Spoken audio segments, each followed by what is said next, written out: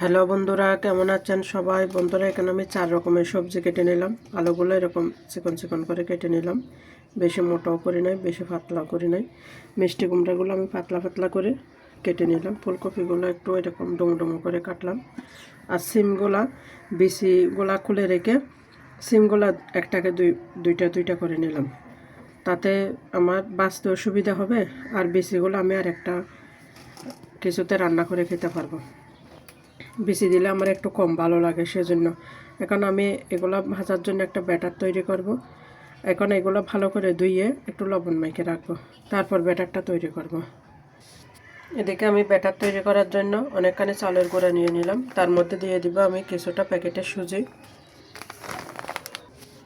আমি সুজি দেওয়ার পরে কিছুটা লবণ, তারপর মরিচের গুঁড়া, হলুদের গুঁড়া, কালো জিরা এগুলো দিলাম। এগুলো ভালো করে একটু মেখে অল্প অল্প করে পানি দিয়ে ঘন একটা ব্যাটার তৈরি করে নিব।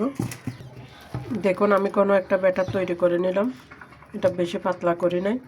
আমি এখন এর মধ্যে ফুলকপিগুলো আগে ডুবাইয়ে এগুলো সব করে নিব। বন্ধুরা দেখেন, আমি প্রথম একটা দিলাম, এখন আবার দিচ্ছি।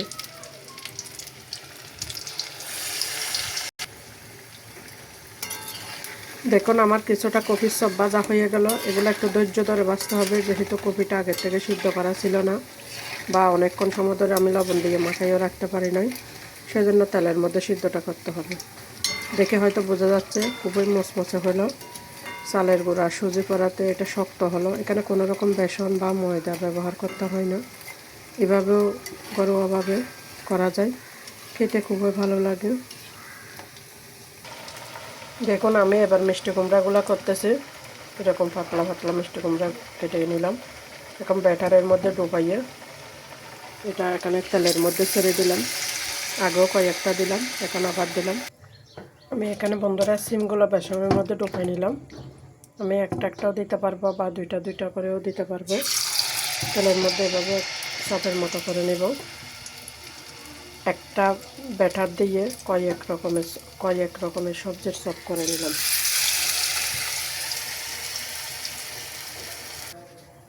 আমি কোচানো আলুগুলো ব্যাটারের মধ্যে দিয়ে দিলাম। এখন এখান থেকে এগুলা জিরি জিরি করে দিয়ে দিব।